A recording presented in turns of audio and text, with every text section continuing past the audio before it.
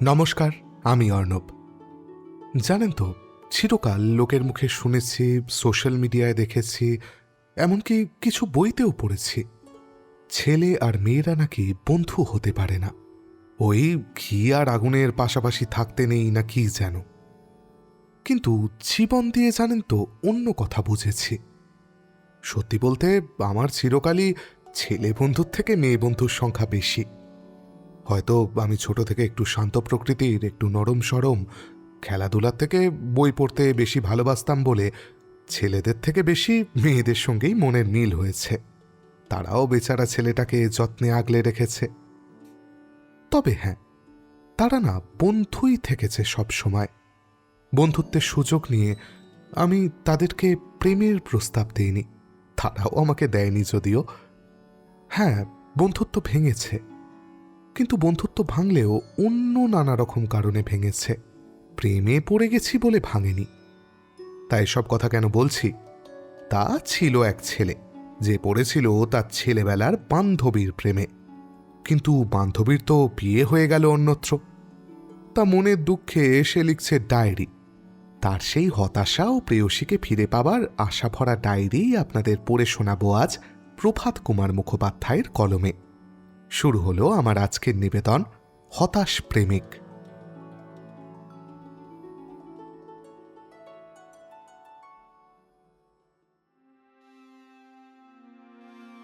Diary, 31শে চৈত্র, রাত্রি 10টা। হে 1328 সাল, আজ কি সত্য সত্যই তুমি আমাদের নিকট চির বিদায় গ্রহণ করিতে আসিয়াছ? আজ নিশা শেষে উষালোক প্রকাশের সঙ্গে সঙ্গে সত্যই কি তুমি কাল সাগরে বিলীন হইবে?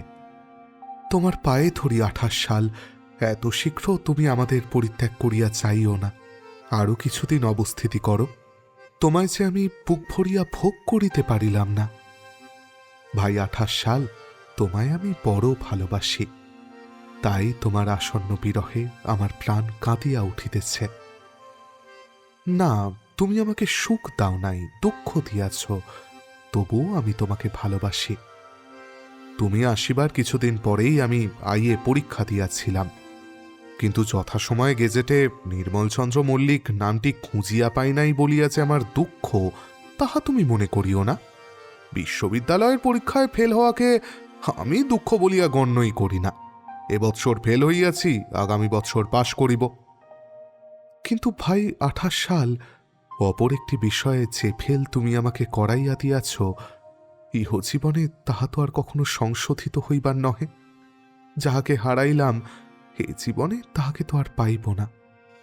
তুমি আমার জীবনের সকল আলো, সকল গান, সকল আশা, সকল উৎসাহ হরণ করিয়া লইয়াছ।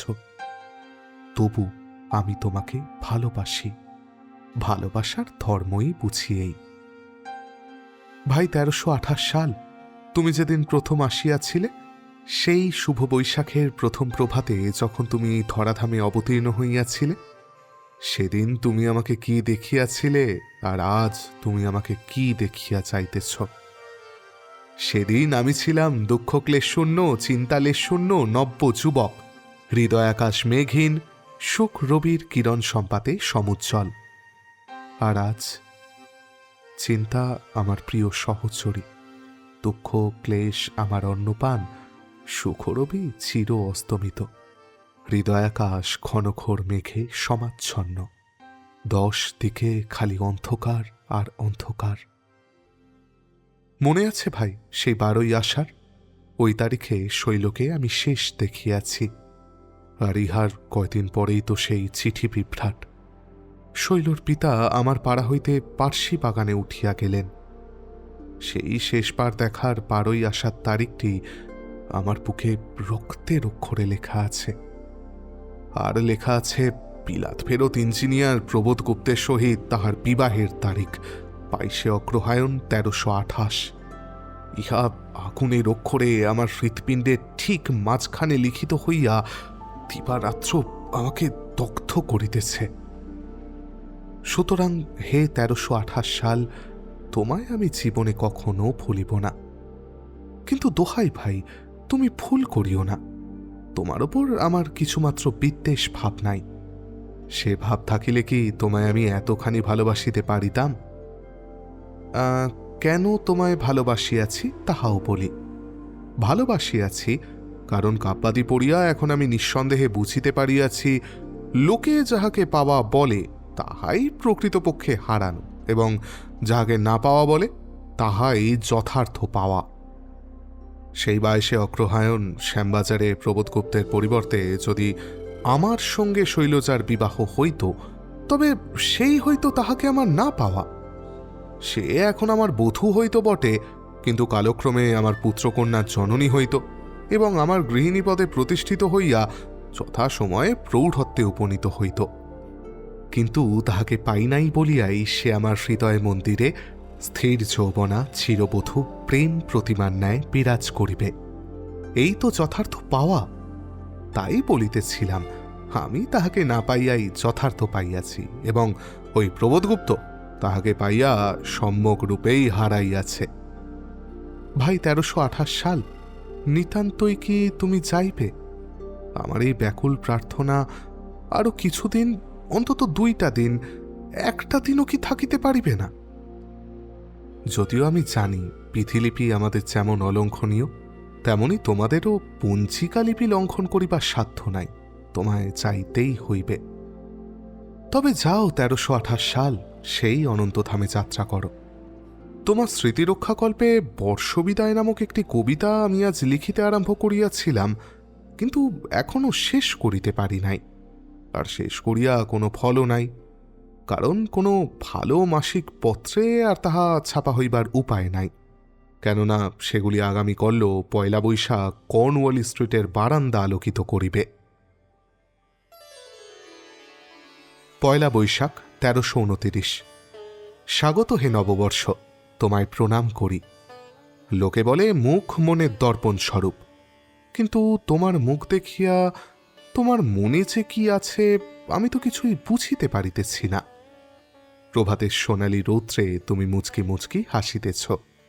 আমার জন্য সুখ আনিয়াছ কি দুঃখ আনিয়াছ তাহা তুমিই জানো, কিন্তু তোমার এই সরল হাসি দেখিয়া তোমাকে মন্দ লোক বলি আমার মনে হইতেছে না। আজ প্রায় 10 মাস কাল তাহাকে দেখি নাই, তবু আমি বাঁচিয়া আছি। আমার সে অন্যের অঙ্কশায়িনী হইয়াছে, তবু আমি বাঁচিয়া আছি। শৈল আমার বাল্য সখী, তাহারা আমাদের পাড়াতেই থাকিত। এক সময় ছিল যখন আমি প্রত্যহ তাহাদের বাড়ি যাইতাম, তাহাকে পড়া বলিয়া দিতাম, তাহার খেলায় যোগদান করিতাম। সেও মাঝে মাঝে আমাদের বাড়ি আসিত। তারপর শৈল বড় হইল। তাহার মা তাহাকে আমাদের বাড়িতে আর আসিতে দিত না। তাহাদের বাড়ি গেলে আমিও আর বড় একটা তাহার সাক্ষাৎ পাইতাম না। এই সময় বাবা ঢাকায় বদলি হইলেন। বাড়িটা ভাড়া দিয়া আমরা ঢাকায় গিয়া প্রায় 3 বৎসর রহিলাম। কলিকাতায় ফিরিয়া শুনি সেই স্কুলের গাড়িতে উঠিয়া পড়িতে যায়। গাড়ি হইতে ওঠানামার কালে মাঝে মাঝে তাহার সহিত আমার চোখাচোখি হইতে লাগিল। যে ছিল কিশোরী, সে এখন নবযুবতী। আমার হৃদয় নিহিত সেই বাল্য স্নেহ একটা সময় উত্তম প্রণয়ে পরিণত হইল। হৃদয়ের আবেগ আর সহ্য করিতে না পারিয়া স্কুলের ঠিকানায় তাহাকে আমি চিঠি লিখিলাম। তখন তো আমি আর জানিতাম না মেয়েদের নামে চিঠি আসিলে প্রধান শিক্ষায়ত্রী প্রথমে তা খুলিয়া পাঠ করেন। ফলে চিঠি শৈলর কাছে না পৌঁছিয়া তাহার বাবার কাছে আসিয়া পৌঁছিল। তাহার বাবা আমার বাবাকে উহা দেখাইলেন। বাবার নিকট কানমোলা ও মার নিকট গালি খাইলাম। কয়েকদিন পর অন্য বাড়ি ভাড়া লইয়া শৈলর পিতা পার্সি বাগানে উঠিয়া গেলেন। বিলাত ফেরত প্রবোধগুপ্তর সঙ্গে অগ্রহায়ণ মাসে শৈলের বিবাহের সংবাদ আমি সংবাদপত্রে পাঠ করিলাম। আমার হৃদয় শ্মশান ভূমিতে পরিণত হইল। 17 শ্রাবণ, বেলা 9টা। গত রাত্রে আমি তাহাকে স্বপ্নে দেখিয়াছি। সে যেন একখানি কলকাপেরে শাড়ি পরিয়া পুস্তক ও খাতা হস্তে কলেজের গাড়ি হইতে নামিয়া জুতা খুটখুট করিতে করিতে তাহাদের বাড়ির মধ্যে প্রবেশ করিল। প্রবেশের পূর্বে একবার আমার দিকে ফিরিয়া চাহিয়া চকিতের ন্যায় একটু হাসিয়া গেল। ইহা পার্সি বাগান কি শ্যামবাজার, স্বপ্নে তাহা নির্ণয় করিতে পারি নাই। স্বপ্নে তাহাকে দেখিয়া অবধি জাগ্রত তাহাকে একটিবার দেখিবার জন্য আমার মন বড়ই চঞ্চল হইয়া উঠিয়াছে। কিন্তু সে এখন বড় স্ত্রী, প্রেম নয়নে তাহাকে দেখা কি এখন আমার উচিত হবে? আবার ইহাও মনে হইতেছে শুধু একটিবার চোখের দেখা বই তো নয়, ইহাতে আর দোষ কি? যাক, আমি এখন উঠি, কলেজের বেলা হইল। 19 শ্রাবণ, রাত্রি 10টা। খবর লইয়া জানিয়াছি শৈল এখন স্বামী গৃহে শ্যামবাজারে। বাড়িটিও সন্ধান করিয়া বাহির করিয়াছি। বাড়ির প্রায় সম্মুখে একটা চায়ের দোকান আছে। বেলা 3:30 হইতে 5টা পর্যন্ত আজ সেখানে বসিয়া 5-6 পেয়ালা চা পান করিলাম। কিন্তু স্কুলের গাড়িও সে রাস্তায় আসিল না, আর তাহাকেও আমি দেখিতে পাইলাম না। 1 ভাদ্র। হে আমার লাল রঙের নতুন স্টাইল পেন, আজ তোমায় কেন কিনিয়া আনিয়া তোমার বুকে লাল কালি ভরিয়াছি তাহা জানো কি? শুধু উপরের এই তারিখটি লিখিবার জন্য। ওই তারিখটি আমার জীবনে রেড লেটার ডে। আজ আমি তাহাকে দেখিয়াছি, প্রাণ ভরিয়া দেখিয়াছি। রাত্রি 9টার সময় বায়োস্কোপ হইতে বাহির হইয়া ট্রামের জন্য গ্রে স্ট্রিটের মোড়ে দাঁড়াইয়াছিলাম। এমন সময় দক্ষিণ দিক হইতে আগত একখানি মোটর গাড়ির প্রতি নজর পড়িল। ভিড়ের জন্য থামিয়াছে এবং ভোঁ ভোঁ শব্দ করিতেছে। সেই গাড়িতে ইংরাজি বেশে সজ্জিত প্রবোধগুপ্তের পার্শ্বে বসিয়া সে, পরিধানে একখানি নীলাম্বরী বেনারসি শাড়ি। গ্যাস লণ্ঠনের আলো তাহার সুন্দর মুখখানির ওপর পড়িয়াছে।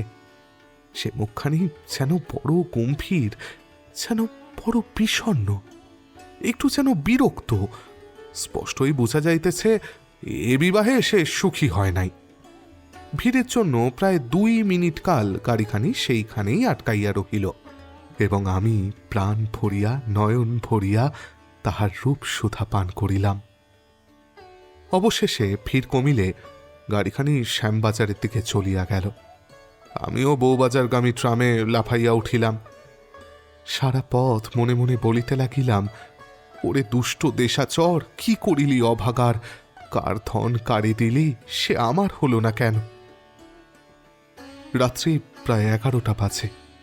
এইবার আলো নেপাইয়া শয়ন করি। হে আমার মানসী প্রিয়া, আজ স্বপ্নে আমায় একটিবার দেখা দিও, আমার সহিত 2টি কথা কহিও। আমি বড় দুঃখী।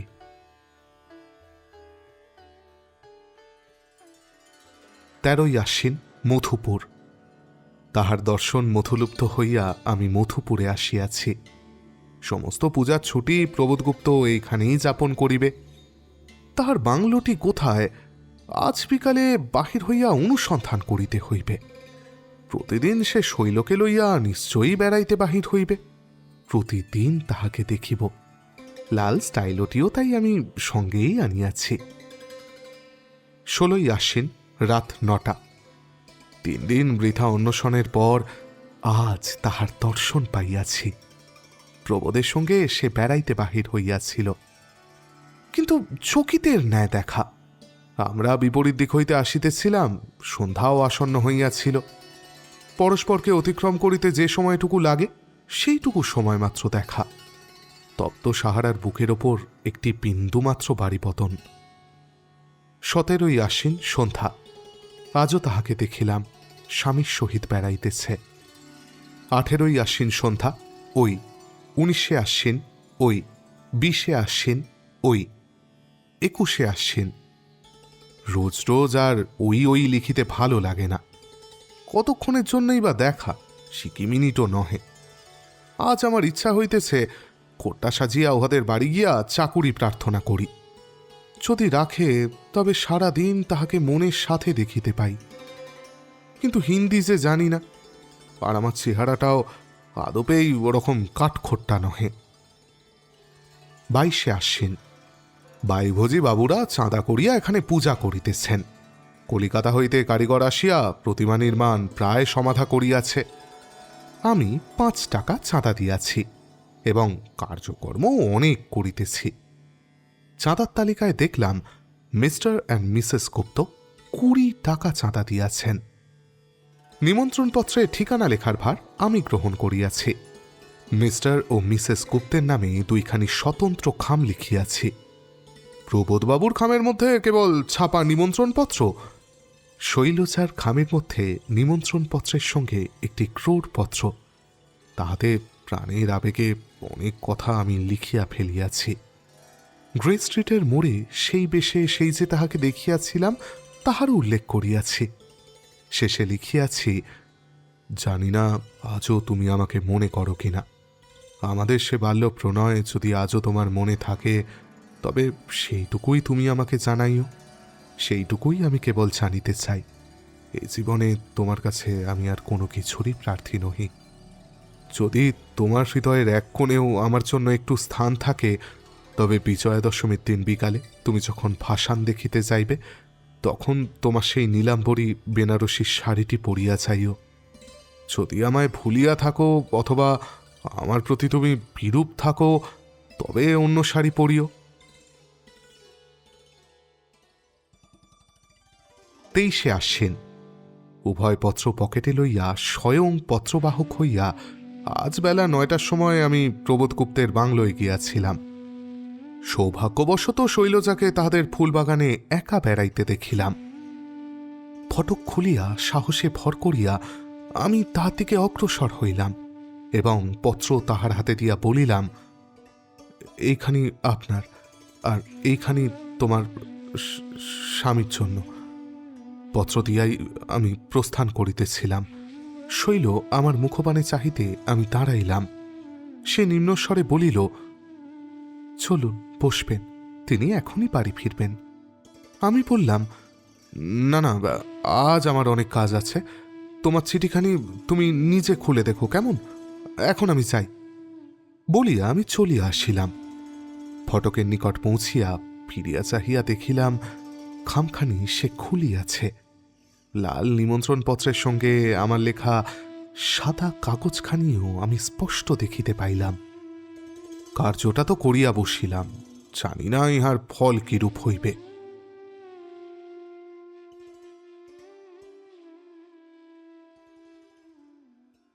আঠাশে আশ্বিন, বিজয়া দশমী, রাত্রি 11টা।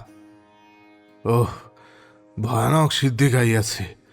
হ্যাঁ, ইচ্ছা করিয়াই গাইয়াছি, কারণ আমি সিদ্ধি লাভ করিয়াছি। সিদ্ধি লাভ বিষম নেশা হইয়াছে। চোখেও ভালো দেখিতে পাইতেছি না, লিখিতে পারিতেছি না, হাত কাঁপিতেছে। না না না না, তবু একটা কথা আজ লিখিয়া রাখিতেই হইবে। সে আজ নীলাম্বরী বেনারসি শাড়ি পরিয়া প্রতিমা বিসর্জন দেখিতে গিয়াছিল। উহ, এবার শোয়া যাক। 29শে আশ্বিন, রাত্রি 10টা। হে কি হইল! আজ বিকালে বেড়াইতে বাহির হইয়া এ পথে সে পথে কোনো পথেই তাহাকে দেখিতে পাইলাম না। এরূপ অবশ্য পূর্বেও ঘটিয়াছে। প্রত্যেক দিনই যে উহারা বেড়াইতে বাহির হইয়াছে তাহা তো নহে। তথাপি মনটা কেমন চঞ্চল হইল।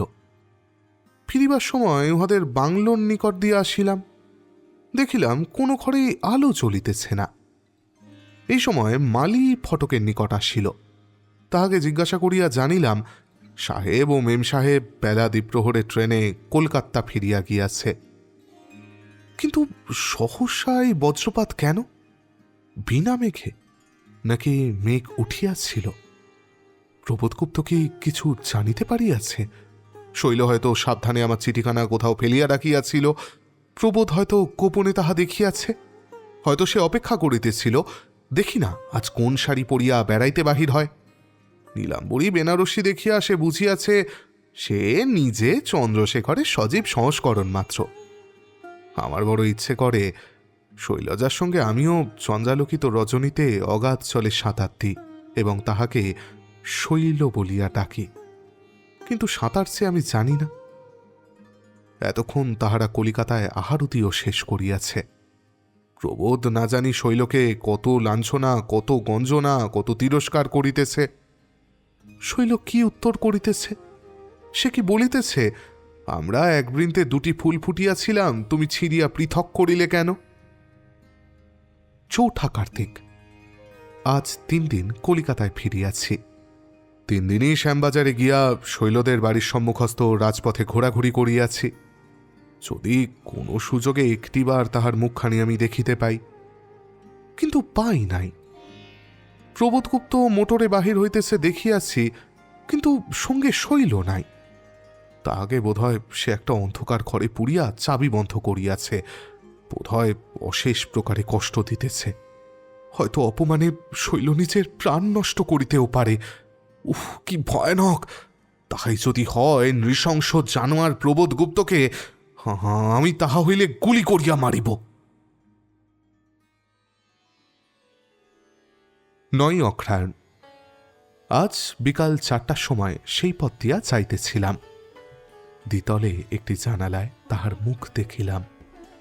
চারিচক্ষে মিলন হইবা মাত্র জানালাটি সে বন্ধ করিয়া দিল।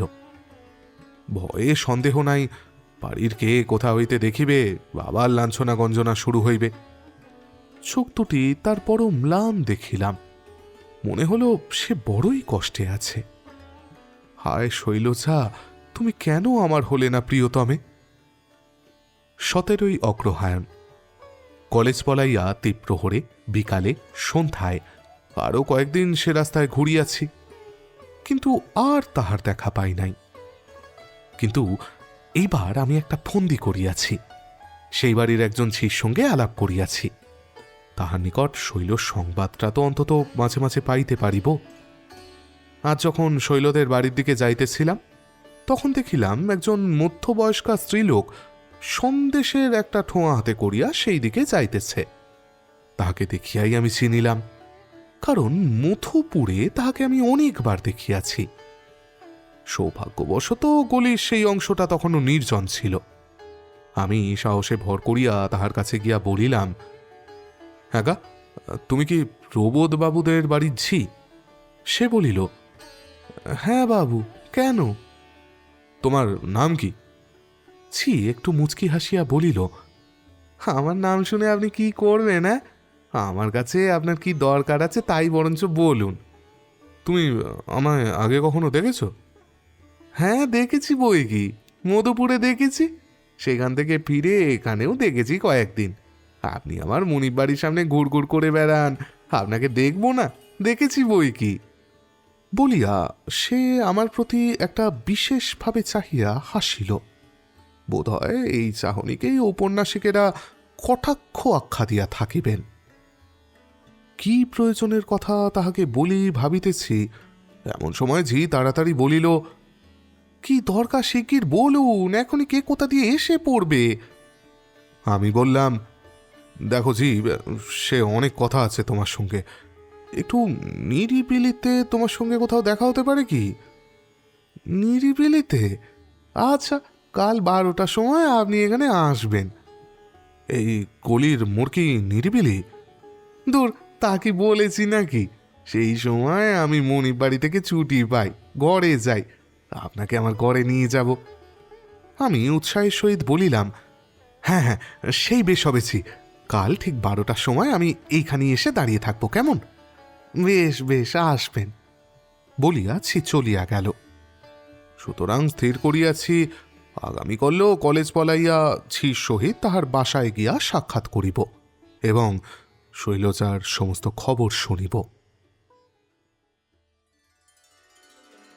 18 অগ্রহায়ণ। বেলা 11:30টার সময় কলেজ হইতে বাহির হইয়া শ্যামবাজারে ট্রাম ধরিয়া 12টার মধ্যেই যথাস্থানে পৌঁছিয়া দেখি গামছা ঢাকা একথালা ভাত হাতে করিয়া ছি আসিতেছে। নিকটে আসিয়া সে আমাকে চুপে চুপে বলিল, সঙ্গে সঙ্গে আসবেন না, একটু দূরে দূরে আমার পিছু পিছু আসুন। আমিও সেইভাবেই তাহার অনুসরণ করিতে লাগিলাম। এ রাস্তা সে রাস্তা, এগলি সেগলি ঘুরিয়া ক্রমে একটা খোলার ঘরের তারে আসিয়া পৌঁছিয়া পশ্চাৎ ফিরিয়া বলিল, আসুন। ভিতরে প্রবেশ করিয়া দেখিলাম উঠানে একটা পেয়ারা গাছের ছায়ায় বসিয়া এক বৃদ্ধ ভাত খাইতেছে। চৌবাচ্চার কাছে বসিয়া 2 জন ঝি শ্রেণী স্ত্রীলোক বাসন মাজিতেছে।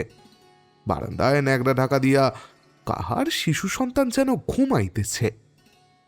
ঝি বাম হস্তে আঁচলে বাঁধা চাবি লইয়া একটা ঘরের তালা খুলিয়া প্রবেশ করিয়া আমাকে বলিল, ভিতরে আসুন।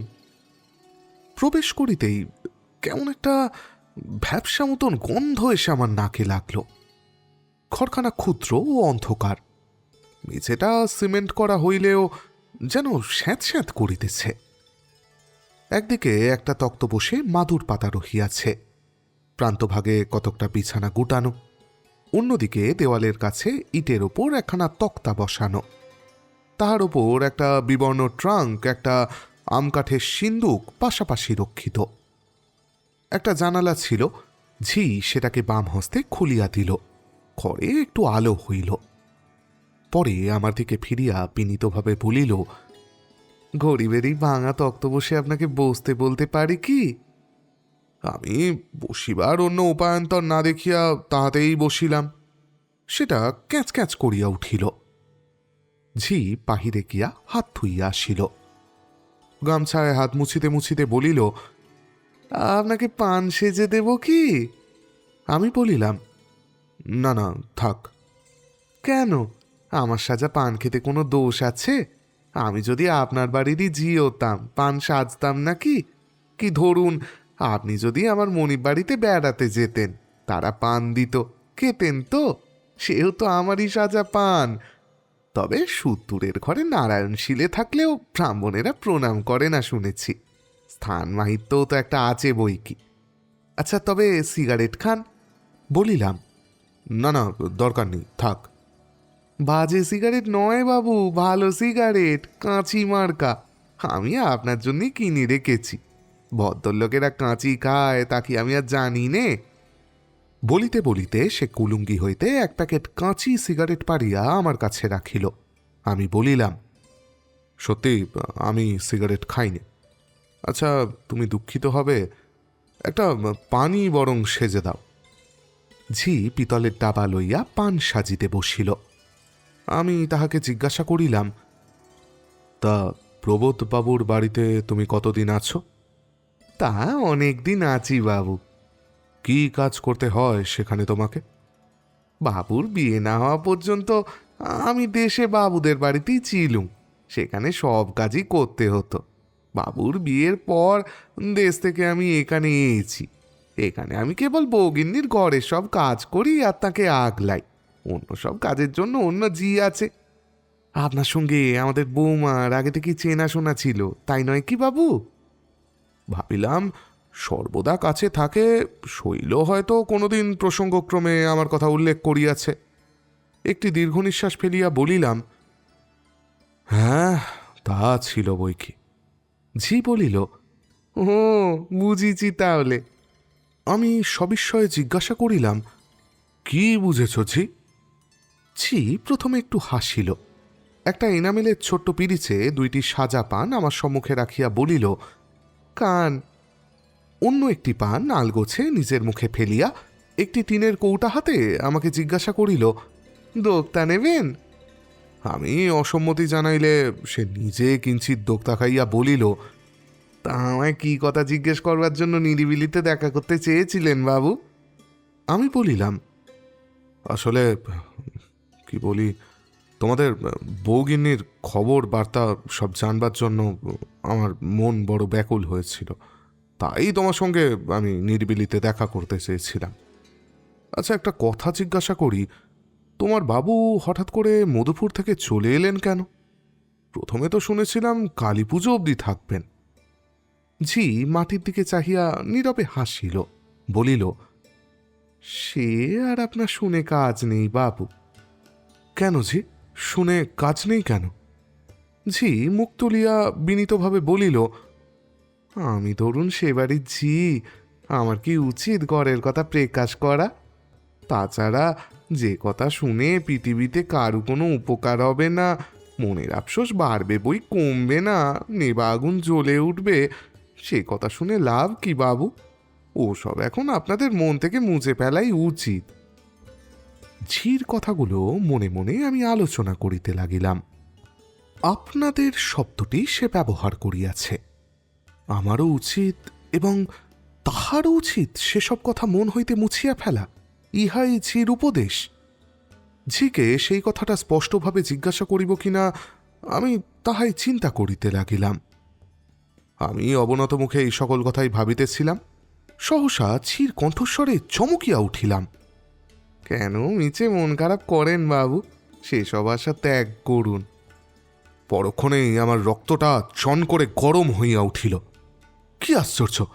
ঝি কি মনে করিয়াছে আমি ইতর জনচিত কোনো আশা সফল করিবার অভিপ্রায়ে তাহার সহায়তা প্রার্থী হইয়া এই খোলার ঘরে উপস্থিত হইয়াছি? আমি গর্বভরে একটু তীক্ষ্ণস্বরেই বলিলাম, তুমি ভুল বুঝো না ঝি, আমার মনে কোনো কুমতলব নেই। আমি তাকে ভালোবাসি, কিন্তু সে অতি পবিত্রভাবে। তার সঙ্গে তার বিয়ের 5-6 মাস আগে থেকেই আমার দেখাশোনা বন্ধ আছে। তার কথা শুনবার জন্য আমার মনটা বড়ই ব্যাকুল হয়েছিল, তাই তোমার সঙ্গে আমি দেখা করতে এসেছি, অন্য কোনো উদ্দেশ্য আমার নেই। ঝি বলিল, আরে রাম রাম রাম রাম, আমি সেভাবে বলিনি বাবু, শুধু এই বলেছি যা হওয়ার তা তো হয়ে গেছে, সেসব কথা ভেবে এখন আত্মাকে মিছে কষ্ট দেওয়া কেন? তা বেশ তো, আপনি কি জানতে চান জিজ্ঞেস করুন, আমি যা জানি বলছি। কিন্তু আমার রাগটা তখনও পড়ে নাই। জিজ্ঞাসা করিবার কোনো কথা খুঁজিয়া না পাইয়া শুধু বলিলাম, সে ভালো আছে তো? হ্যাঁ, এখন ভালোই আছেন। বেশ, তাহলে এখন উঠি বলিয়া আমি দাঁড়াইয়া উঠিলাম। ঝি বলিল, এ কি, এখনই চললেন? হ্যাঁ, বলিয়া পকেট হইতে 2টি টাকা বাহির করিয়া তাহার বিছানায় রাখিয়া বলিলাম, তোমার ছেলেকে সন্দেশ কিনে দিও। ঝি মুচকি হাসিয়া বলিল, ছেলে? ছেলেকে কোথায় পাবো বাবু, আমার কি ছেলে আছে নাকি? ও আচ্ছা, তোমার ভাইকে কি জাগে হোক কিনে দিও আর কি। ঝি আমার মুখপানে ক্ষণকাল চাহিয়া বলিল, বাবু আপনি কি রাগ করে চললেন? না না, রাগ আবার কিসের জন্য? দেখুন, আমি হলাম মুখুসুক্ষু মেয়ে মানুষ, আমরা কি কথা জানি, কি কথা বলতে কি কথা বলে ফেলি, তাই কি রাগ করতে আছে? এইবার আমার মনটা নরম হইল। বলিলাম, না ছি, রাগ আমি করিনি। আচ্ছা, আবার কবে আসবেন বলুন? আবার শীঘ্রই একদিন আসবো না হয়। এই সময় আসবেন, বুঝেছেন? 12টা বাজলেই আমি মনির বাড়ি থেকে বেরুই, আপনি বরঞ্চ সোজা এই বাড়িতেই আসবেন, রাস্তাঘাটে আর দেখা করে কাজ নেই। আচ্ছা, তাই আসবক্ষণ বলিয়া আমি কলেজে ফিরিয়া গেলাম। প্রক্সের বন্দোবস্ত করিয়া গিয়াছিলাম, সুতরাং হাজিরার কোনো ব্যাঘাত হয় নাই। রাত্রি 10টায় এ ডায়েরি লিখিতে বসিয়াছিলাম।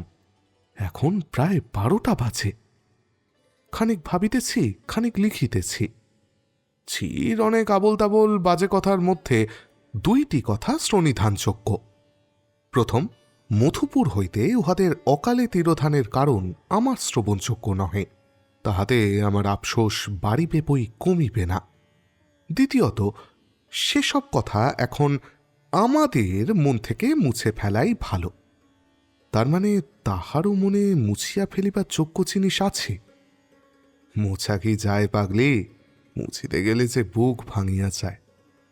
যা হোক, মধুপুরের সারি সংকেত মনে যে আশার অঙ্কুরোদ্গম করিয়াছিল, আজ ঝির কথায় তাহা পত্র শোভিত হইয়া উঠিল। পত্র পল্লব অর্থেই লিখিয়াছি, কিন্তু এখন মনে হইতেছে ঝির হাতে আমি যদি তাহাকে পত্র অর্থাৎ চিঠি পাঠাই এবং সে আমাকে ওই উপায়ে পত্র লেখে, তাহা হইলে যথার্থই আমাদের প্রেমতরু পত্র শোভিত হয়। 22শে অগ্রহায়ণ। আজ আবার বামাছির সহিত সাক্ষাৎ করিতে গিয়াছিলাম। তাহার নাম বামা সুন্দরী। শৈলর অনেক গল্পই সে করিল।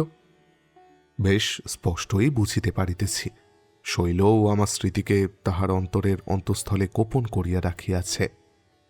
চিঠি পাঠাইবার প্রস্তাব করিলাম, কিন্তু বামা তো রাজি হয় না। বলে, বৌগিন্নির সঙ্গে সেভাবের কোনো কথা তো আজ অব্দি আমার হয়নি, চিঠি দিতে গেলে যদি তিনি রেগে চেঁচিয়ে হিতে বিপরীত করে বসেন। ঠিক বটে, মনে যার যাই থাকুক, অন্য কারোর কাছে ধরা পড়িয়া গেলে তো সেটা সুখের হয় না। আমি অনেক পীড়াপিড়ি করিতে অবশেষে বলিল, আচ্ছা, আগে বেড়া নেড়ে গেরস্তের মন বুঝে দেখি বরং। অর্থাৎ আমার দু একটি কথা সে তাহার কাছে বলিয়া দেখিবে। আগামী পরশু দ্বিপ্রহরে আবার আমায় সে চাইতে বলিয়াছে। 24শে অগ্রহায়ণ। আজ কি আছিলাম। ঝি বলিল গতকল্য বিকালে কৌশলে আমার নাম তাহার নিকট সে পাড়িয়াছিল। শৈল কাঁদিয়াছে, কিন্তু রাগ করে নাই। চিঠির কথা পাড়িতে নাকি সাহস হয় নাই। আজ কিংবা কাল সুবিধা মতো সে সেই কথা পাড়িবে। 25শে অগ্রহায়ণ। চিঠির কথা ঝি পাড়িয়াছিল, সে আংশিকভাবে রাজিও হইয়াছে, অর্থাৎ আমি চিঠি লিখিব। কিন্তু সে চিঠি লিখিবে না। তাহার যাহা বক্তব্য তাহা ঝির মুখে বলিয়া পাঠাইবে মাত্র। সে বলিয়াছে তিনি অবিবাহিত, সুতরাং তিনি যাহা ইচ্ছা তাহা করিতে পারেন, কিন্তু আমি তো এখন বড় স্ত্রী, আমার কি উচিত চিঠি লেখা? আচ্ছা, আপাতত তাহাই হইবে, শনৈ পন্থা। 27শে পৌষ। চিঠি তো একে একে অনেকগুলি লিখিলাম, উত্তর তো একখানিরও মিলিল না। ঝির মুখে উত্তর যাহা পাই তাহাতে কিছুমাত্রই পরিতৃপ্তি হয় না, অথচ বকশিস আকারে এই 1 মাসে চিঠির মাসুলও অনেক টাকা। ঝি বেটি আমার সঙ্গে চাতুরি করিতেছে কিনা আমি কিছুই বুঝিতে পারিতেছি না। আজ সে বলিয়াছে আমার সন্দেহ ভঞ্জনার্থ শৈলর কোনো একটা নিদর্শন সে আমাকে আনিয়া একদিন দেখাইবে। 21শে পৌষ। ঝি বলিল শৈল বলিয়াছে তাকে চিঠি লিখতে কি আমার অসাধ, কিন্তু আমি যে পরস্ত্রী। তবে তার সন্তোষের জন্য এই 1খানা কাগজে আমি আমার নামটি লিখে দিচ্ছি, এইটি তাকে দিও। 1 টুকরা সাদা ফুলস্ক্যাপ কাগজে লেখা রহিয়াছে শ্রীমতী শৈলজা সুন্দরী গুপ্তা। বড় হইলে শৈলর হাতের লেখা আমি কখনো দেখি নাই। লেখাটি আমার চোখে এমন সুন্দর লাগিতেছে যেন কোনো পুরুষ মানুষের লেখা।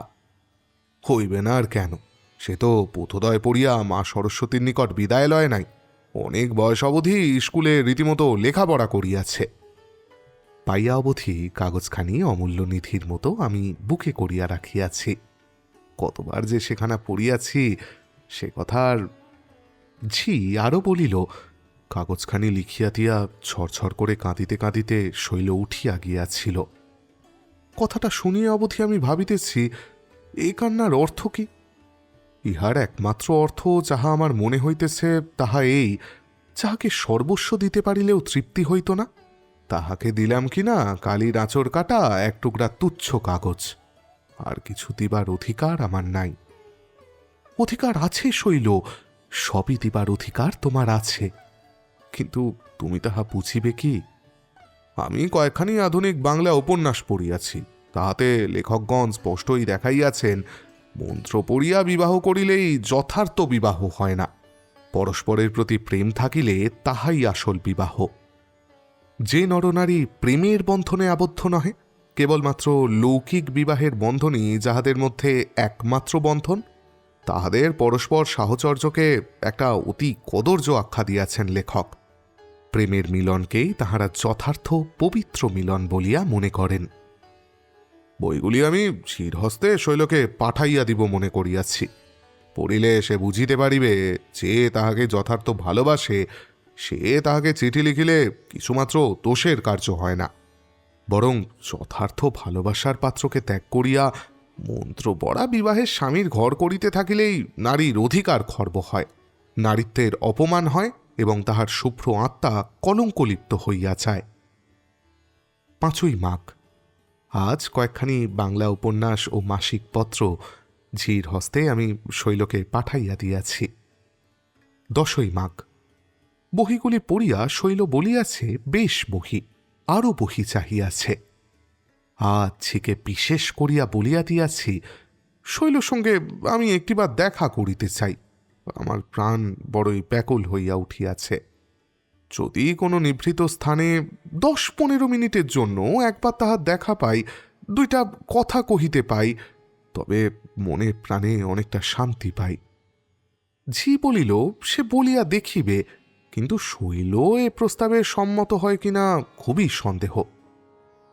14ই মাঘ। ঝি বলিল শৈল কিছুতেই রাজি হইতেছে না, বলিয়াছে আমরা মনে মনে দুজনে তো দুজনারই আছি, এই জন্মে ইহার অধিকার কিছুই হইবার নহে। আজ শৈলকে একখানা খুব ভালো উপন্যাস পাঠাইয়া দিয়াছি। ইহাতে লেখক অকাট্যভাবে প্রমাণ করিয়াছেন প্রেমহীন বিবাহে স্বামীর প্রতি বিশ্বাস ও সতীত্ব রক্ষার প্রবৃত্তি নারী চিত্তে একটা সেকেলে অন্ধ কুসংস্কার মাত্র। 22শে মাঘ। নারীর অধিকার, বিবাহ বন্ধনের কুসংস্কার, প্রেমের স্বাধীনতা প্রভৃতি নব্যমতের সমর্থক বাংলা উপন্যাস পড়িয়া পড়িয়া এতদিনে শৈলর মন ফিরিয়াছে। সে আমার সহিত একবার সাক্ষাৎ করিতে রাজি হইয়াছে। তবে আমার নির্দিষ্ট স্থানে সে আসিবে না। স্থান নাকি সে নিজে নির্বাচন করিবে। কোনো একটা উপায় স্থির করিতে পারিলেই সে নাকি আমাকে জানাইবে। সে তো রাজি হইয়াছে, কিন্তু তাহার সহিত আমার গোপনে সাক্ষাৎ করাটা উচিত হইবে কিনা আমি মনে মনে কিছুতেই স্থির করিতে পারিতেছি না। পূর্বোক্ত বহিগুলি আর একবার ভালো করিয়া পড়িয়া দেখিতে হইবে। যুক্তিতে বেশ বুঝিতে পারি যে এ কার্য কিছুমাত্র অন্যায় নহে, কিন্তু জন্মগত সংস্কার এমনই এক জিনিস, তাহার প্রভাব কিছুতেই কাটাইয়া উঠিতে পারা যায় না। এইখানেই স্ত্রীলোক আর পুরুষে প্রভেদ।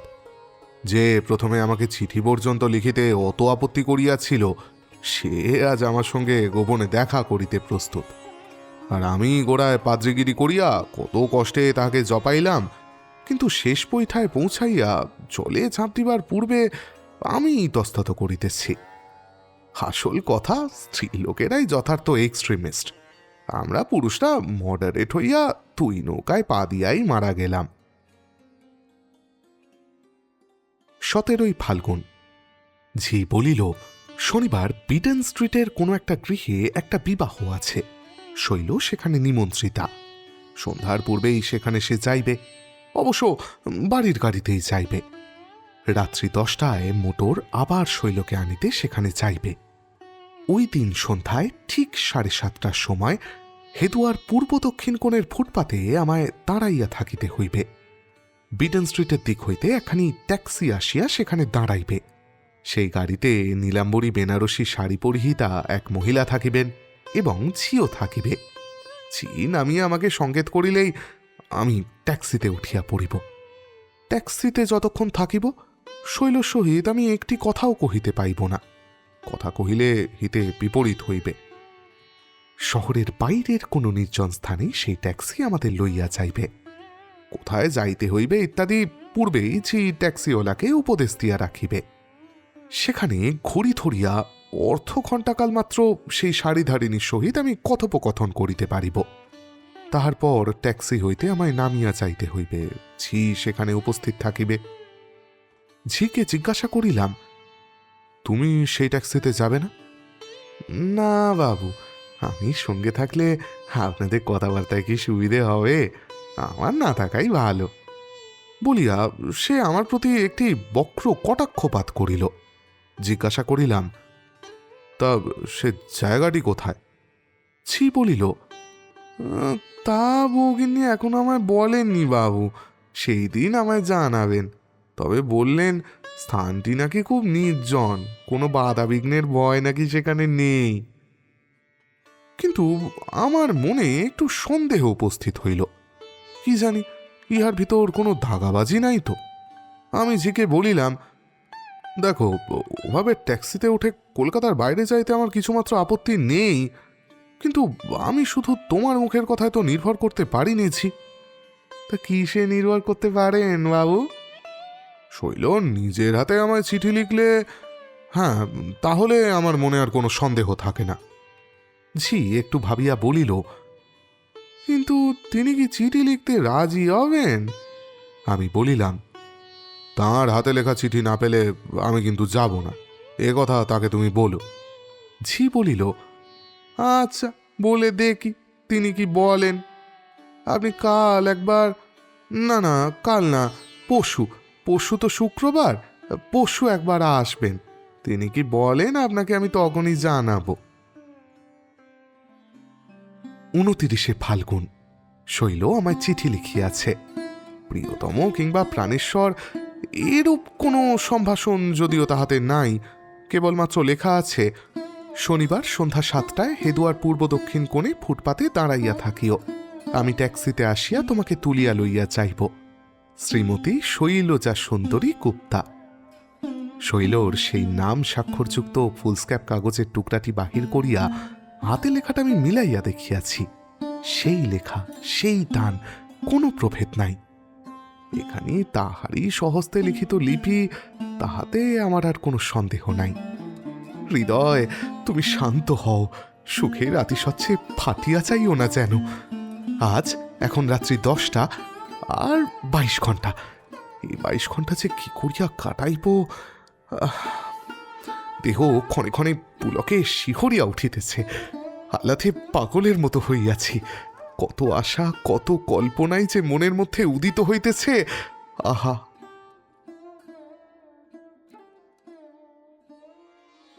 19শে ফাল্গুন। 10 দিন আমি ডায়েরি ছুঁই নাই। এ ডায়েরি রাখিবার আর কোনো আবশ্যকতা নাই। এ পৃথিবী যদি এই মুহূর্তে রসাতলে যায়, তাহাতেও আমার বিন্দুমাত্র আপত্তি নাই। সেই শনিবারের কাল সন্ধ্যায় যথাসময়ে আমি হেদুয়ার পূর্ব দক্ষিণ কোণে ফুটপাতে গিয়া দাঁড়াইয়াছিলাম। বিটেন স্ট্রিটের দিক হইতে ট্যাক্সিও আসিয়াছিল। তাহাতে নীলাম্বরী বেনারসি পরিয়া একজন বসিয়াও ছিল। ঝিটাও নামিয়াছিল। আমি ট্যাক্সিতে উঠিয়া বসিয়াছিলাম। ট্যাক্সি যখন কর্নওয়ালি স্ট্রিট দিয়া ধর্মতলা পার হইয়া করের মাঠের দিকে ছুটিল, ইডেন গার্ডেনের কাছাকাছি গিয়া ইচ্ছা হইয়াছিল বলি, এই বাগানেই নামা যাক, এসো, বেশ নিরিবিলি পাওয়া যাবে। কিন্তু গাড়িতে কথা কহিতে বারণ, পাছে হিতে বিপরীত হয়, এই আশঙ্কায় আমি নীরব রহিলাম। ট্যাক্সি গঙ্গার ধার দিয়া খিদিরপুর অভিমুখে ছুটিল। তাহার পর কোথা দিয়া কোথায় যে গেল আমি কিছুই নির্ণয় করিতে পারিলাম না। ওদিকটা না আমি একেবারেই চিনি না। ক্রমে দেখিলাম দুই ধারে খোলা মাঠ রাখিয়া ছুটিতেছে। সরকারি পাকা রাস্তা, কিন্তু একেবারে নির্জন। রাস্তার পার্শ্বে আলোকস্তম্ভ পর্যন্ত নাই। ট্যাক্সি আর থামিতে চাহে না। অনুমান হইল প্রায় 1 ঘণ্টা কাল আমরা ছুটিতেছি। অবশেষে ট্যাক্সি একটা বাগানের ফটকের কাছে থামিল। ভিতরে একটা বাগান বাড়ি মতো দেখা গেল। গাড়ি বারান্দায় আলো জ্বলিতেছে। সে নামিয়া নিম্নস্বরে আমায় বলিল, আসুন। আমি কম্পিত বক্ষে নামিয়া তাকে অনুসরণ করিলাম। বাড়িটার বারান্দায় উঠিবা মাত্র নীল শাড়ি মুহূর্ত মধ্যে অপসৃত হইল। সভয়ে দেখিলাম শিকারের খাকি পোশাক পরা পুরুষ মূর্তি, স্বয়ং প্রবোধচন্দ্র গুপ্ত, হস্তে চাবুক। দেখিয়া আমার মাথাটা বনবন করিয়া ঘুরিয়া উঠিল। পড়িয়া যাইবার ভয়ে আমি দেওয়াল ধরিলাম। বেশ বুঝিতে পারিলাম যে শয়তানি সেই বিশ্বাসঘাতকতা করিয়াছে। প্রবোধ তখন মালি মালি বলিয়া চিৎকার করিতে লাগিল। মালি আসিয়া কক্ষদ্বার খুলিয়া ভিতরে আলো জ্বালিয়া দিল। প্রবোধ কঠোর স্বরে আমাকে বলিল, এসো। মালিকে বলিল, তুমি যাও।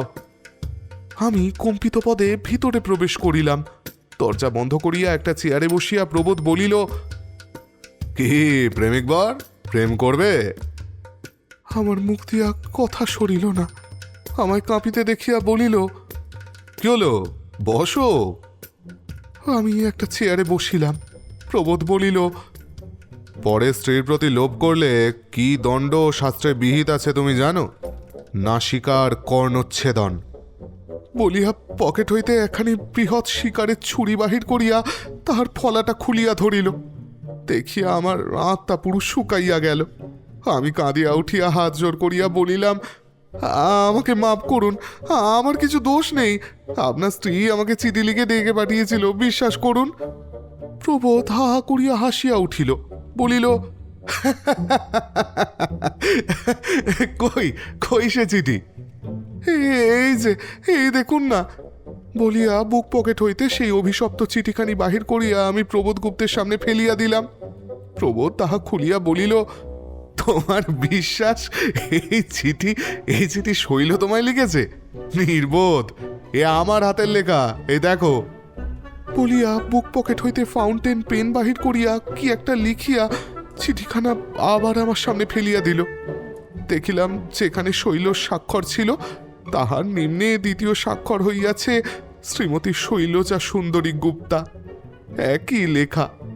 তখনই বুঝিলাম সেই ফুলস্ক্যাপের টুকরায় সেই স্বাক্ষরও ইহারই লিখিত। ছি সর্বনাশী, প্রথমাবধি বিশ্বাসঘাতকতা করিয়াছে। প্রবোধ বলিল, ছেলেবেলায় একটি মেয়ের সঙ্গে খেলা করেছ বলেই বড় হয়ে বিবাহের পরেও সে মেয়ে, বিশেষ করে হিন্দু ঘরের মেয়ে, তোমার প্রেমে হাবুডুবু খাবে এ বিশ্বাস তুমি ত্যাগ করো, বুঝলে? আমাদের বিবাহের পর তোমার গল্প শৈল আমার কাছে করেছিল। ঢাকা থেকে ফিরে স্কুলের ঠিকানায় তুমি যে তাকে চিঠি লিখেছিলে, যদিও সে চিঠি সে দেখেনি, সে চিঠির কথাও আমাকে বলেছিল। তারপর মধুপুরে বেড়াতে বেরিয়ে একদিন আমায় বলেছিল, এই যে লোকটি গেল, এই সেই নির্মল। নির্মলের মন যে এতটা ময়লা তখনও সত্যি বলতে আমি বুঝতে পারিনি। ভেবেছিলাম 5 জনের মতো তুমিও মধুপুরে পুজোর ছুটিতে বুঝি বেড়াতেই এসেছ। তারপর পূজার নিমন্ত্রণের সঙ্গে তোমার সেই প্রেমের চিঠি, সেটাও শৈল আমায় দেখিয়েছিল। সে প্রথমে রাজি হয়নি। আমারই পিড়াপিড়িতে সে বিজয়া দশমীর বিকালে ওই নীলাম্বরী বেনারসি শাড়ি পরে বেড়াতে বেরিয়েছিল। অন্য কিছু নয়, আমি শুধু একটু আমোদ করবার জন্যই শৈলকে দিয়ে ওই কার্যটি করিয়েছিলাম। তারপর সাহস পেয়ে পাছে তুমি আরও কোনো রকমভাবে তাকে বিরক্ত করো, এই ভয়েই তাঁরই অনুরোধে পরদিনই আমরা মধুপুর ত্যাগ করি। তারপর তুমি কলকাতা এসে ঝির সঙ্গে দেখা করলে। তুমি জানো, ওই ঝির মা আমার মায়ের ঝি ছিল, এখন ও আমার স্ত্রীর ঝি, অত্যন্ত বিশ্বাসী। সে প্রথম দিনই তোমার সব কথা আমাদের দুজনের কাছে প্রকাশ করেছিল। তুমি ঝির হাতে যে সমস্ত চিঠি পাঠাতে, ঝি আমাকে নিয়ে গিয়ে দিত। আমি কোনো দিন আমোদ করে শৈলকে পড়ে শোনাবার চেষ্টা করতাম, কিন্তু সে কিছুতেই শুনতো না, ছুটে পালিয়ে যেত। তারপর আজকের ব্যাপারে পরামর্শ শুনে শৈল আমায় জিজ্ঞেস করেছিল তাকে কি সাজা দেবে। আমি বলেছিলাম শাস্ত্রেই তো আছে, এ অপরাধের দণ্ড নাসিকা আর কর্ণচ্ছেদন, তাই করব। শুনে সে আমাকে মিনতি করেছে জানো, তা যেন আমি না করি। সুতরাং এ যাত্রায় তোমার নাক কানটা বেঁচে গেল। কিন্তু সাবধান, ফের যদি কখনো তুমি আমাদের ত্রিসীমানায় আসো, তোমার ওই নাক আর কান আমি নিশ্চয়ই কাটব। আজ তোমাকে পরস্ত্রীর প্রাণে পাপচক্ষে দেখতে নেই, এই উপদেশটির শিক্ষা দেওয়ার জন্য কেবল ঘাগতক চাবুক মেরেই বিদায় করব। বলিয়া সে উঠিয়া দাঁড়াইয়া চাবুক হাতে লইল। আমার প্রতি ঘূর্ণিত লোচনে চাহিয়া বজ্রগম্ভীর স্বরে বলিল, কি হলো, উঠে দাঁড়াও। আমি তৎক্ষণাৎ চেয়ার ছাড়িয়া উঠিলাম, কিন্তু দাঁড়াইলাম না।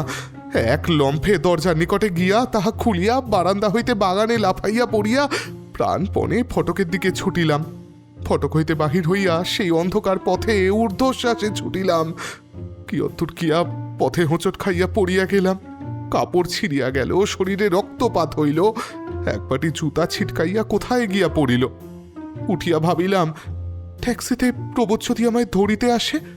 তৎক্ষণাৎ অপর জুতাপাটি খুলিয়া ফেলিয়া রাস্তা হইতে নামিয়া খোঁড়াইতে খোঁড়াইতে মাঠের ভিতর প্রবেশ করিলাম।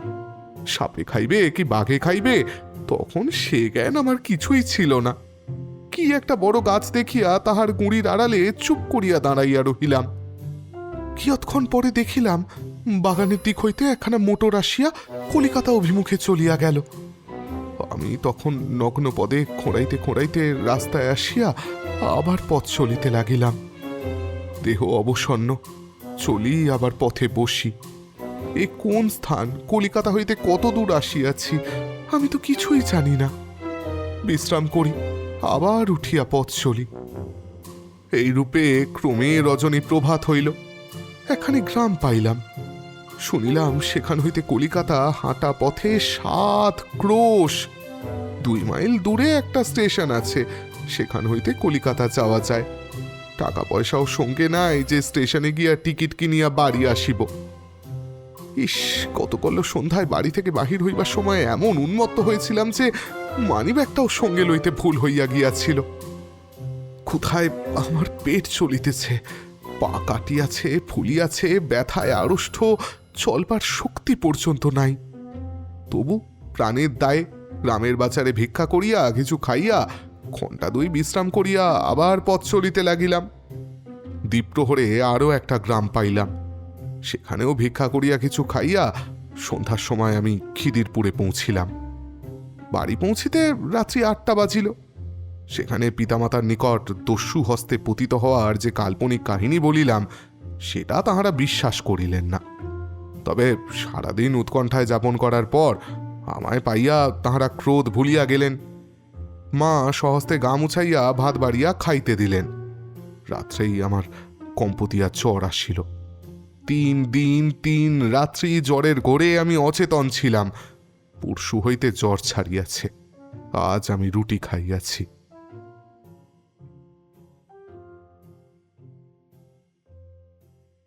ব্যাস, আমাদের আজকের গল্প এখানেই শেষ। একটা তেঁতো কথা বলি আজকে, কেমন? আপনার প্রাক্তন বা ক্রাশ আপনাকে ছেড়ে মঙ্গল গ্রহ পর্যন্ত চলে যাওয়া সত্ত্বেও আপনি সেখানেই দাঁড়িয়ে আছেন। সেখান থেকে না এবার বেরিয়ে আসুন প্লিজ। কিছু ঠিক হয়ে যাবে না, জানেন তো? আপনাকে ঠিক করতে হবে। হ্যাঁ জানি, খুব কষ্ট হবে মুভ অন করতে। তারপরেও একদিন ঠিক বুঝতে পারবেন কত বড় একটা পৃথিবী শুধুমাত্র আপনার জন্য অপেক্ষা করছিল, কত মানুষের সঙ্গে আপনার আলাপ হওয়া বাকি ছিল। চলে আসুন। যে যার সাথে থাকতে চায় তাকে তার সাথে থাকতে দিন। আপনার যদি মনে হয় সে তার বর্তমানের থেকে আপনার সঙ্গেই বেশি সুখে থাকত, তাকে না দুঃখেই থাকতে দিন। অন্যের সংসারের দিকে তাকাবেন না, তা সুখের হোক বা দুঃখের। যে আপনার নয় সে আপনার নয়, বাকি গোটা পৃথিবীটা তো আপনার। তার জন্য একটু ভালোবাসা বাঁচিয়ে রাখুন। যাক, অনেক জ্ঞান দিয়েছি, এবার বিদায় দিন আমায়। সকলে খুব ভালো থাকবেন, ভালো রাখবেন। শুভরাত্রি।